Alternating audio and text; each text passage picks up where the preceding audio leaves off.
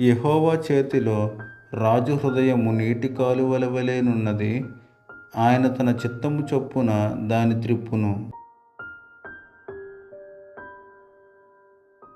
ఒకడు తనకేర్పరచుకొనిన మార్గము ఎట్టిదైనను తన దృష్టికి న్యాయముగానే అగుపడును.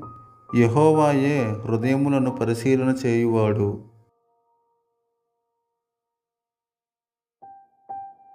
నీతి న్యాయములను అనుసరించి నడుచుకునుట బలులు నర్పించుట కంటే యెహోవాకు ఇష్టము.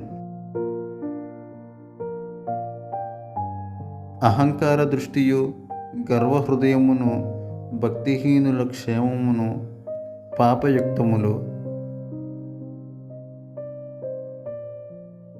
శ్రద్ధగలవారి యోచనలు లాభకరములు.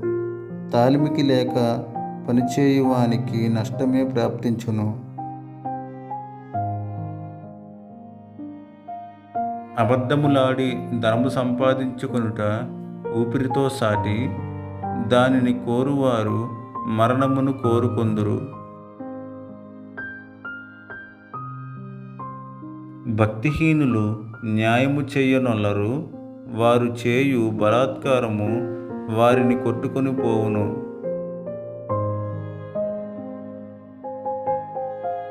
దోషభరితుని మార్గము మిక్కిలి వంకర మార్గము. పవిత్రుల కార్యము యథార్థము.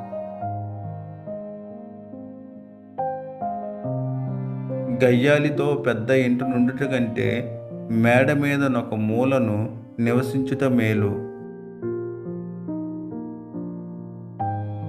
భక్తిహీనుని మనస్సు కీడు చేయగోరును.